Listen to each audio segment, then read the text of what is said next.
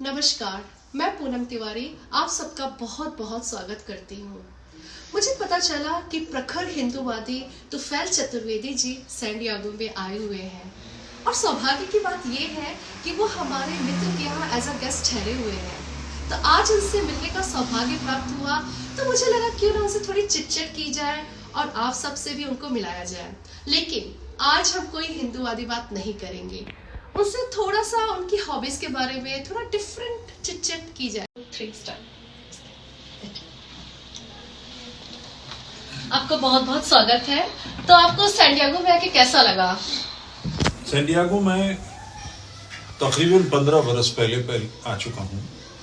मेरा देखा हुआ शहर है और अमेरिका के जहाँ जहाँ मैं गया हूँ, जिन जिन शहरों में, उन्हीं शहरों की तरह साफ सुथरे घर, हवादार मकान, कानून का पालन करने वाले लोग, ट्रैफिक बढ़िया, रोड्स बढ़िया, हर प्रकार से एक धीरज है यहाँ के लोगों के स्वभाव में। मैंने सैन डिएगो में और जगह भी देखा। यहाँ के जो कुत्ते हैं वो सोशलाइज करते हैं एक साथ। पार्क में 15-20 कुत्ते छोड़ दिए जाते हैं, काट खाने को नहीं दौड़ते, बड़े आराम से रहते हैं। यानी मनुष्यों में भी वो धीरज ही नहीं है, पशुओं तक में वो धीरज आ गया है। और अच्छा, मगर एक जो व्यस्तता का जीवन है वो है, बहुत तो कोई कीमत तो देनी पड़ती है कामयाबी की। बहुत बढ़िया।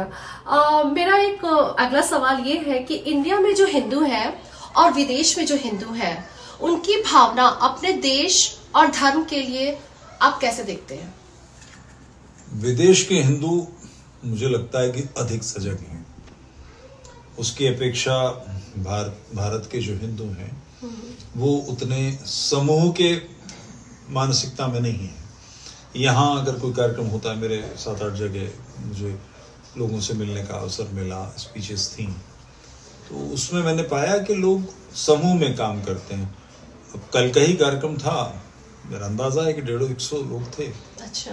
और परिवार की महिलाएं ही खाना बना कर लाई थी, तो 3-4 तरह की सब्जियां, ये सारा इंसान।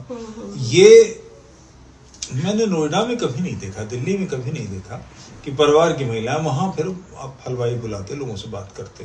तो समाज बेहतर ढंग से जुड़ता है यहाँ, एक दूसरे के सुख दुख में सम्मिलित होते हैं। हम नोएडा रहते हैं, वहाँ हम सामूहिक दिवाली नाम की हमारे यहाँ कोई चीज़ नहीं है, जबकि यहाँ इस तरह से मनाई जाती है। तो अल्पसंख्यक जब होते हैं तो हमारे बिहेव डिफरेंट हो जाते हैं, और जब हम बहुसंख्यक होते हैं, भारत में बहुसंख्यक हैं, तो बिहेवियर हमारा डिफरेंट है। ये एक अंतर। बहुत सच्चाई है इस बात में। शायद मैंने भी उतना धर्म का पालन नहीं किया होगा जब तक मैं इंडिया में थी, लेकिन मैं जब से यहाँ रह रही हूँ, मुझे अपने देश के लिए, अपने धर्म के लिए इतना अटैचमेंट है और हर त्योहार को हम बहुत ही खुशी और उत्साह के साथ मनाते हैं। आपने बहुत सही बात कही, बहुत बहुत धन्यवाद। आगे हम बढ़ते हैं और ये जानना चाहेंगे कि आपकी हॉबी क्या क्या है? मैं हॉबी क्या, तब ये मेरी जिंदगी का हिस्सा है कि मैं गजल का शायर हूँ। अरे वाह। और इसी के प्रति थोड़ी सी मुझे थोड़ा सा ये शायरी आती है, तो हम और सुनना चाहेंगे। इस्लाम पर मेरा थोड़ा अध्ययन है। अच्छा अच्छा। गजल सुनाई देता हूँ। गजल, कुछ लाइनें, कुछ शायरी।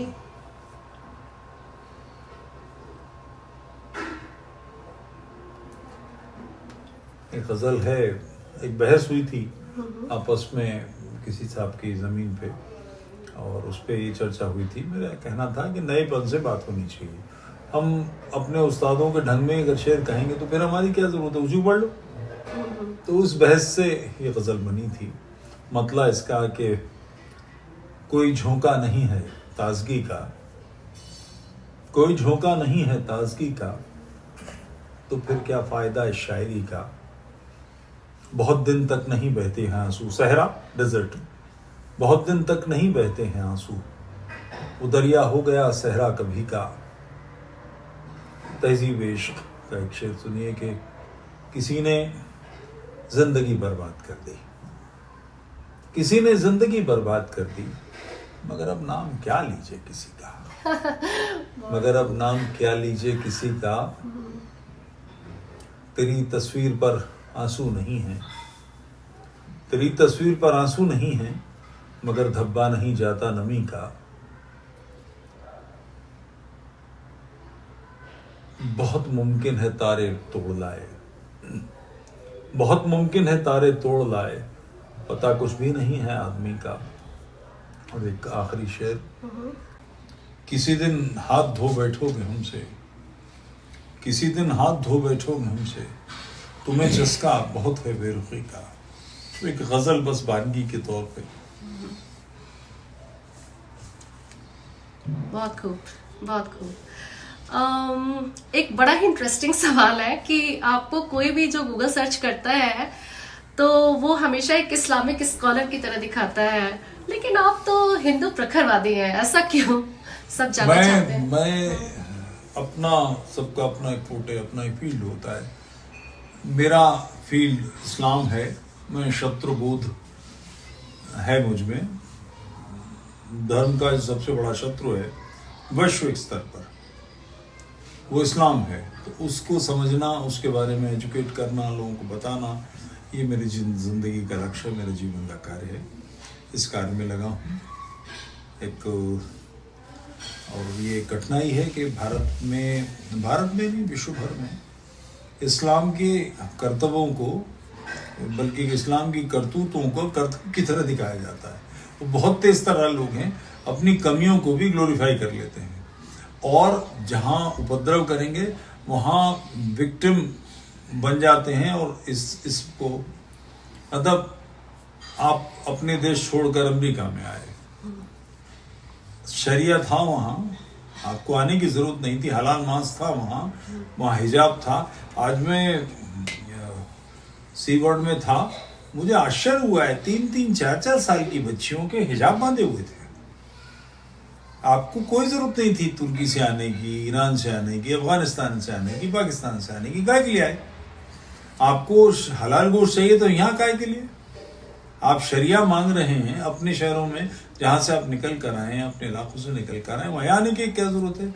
यानी आप अपने कंट्री में तो डूज और डोंट्स अपने तय ही करेंगे, दूसरे कंट्री में भी आप डूज और डोंट्स अपने हिसाब से करना चाहते हैं।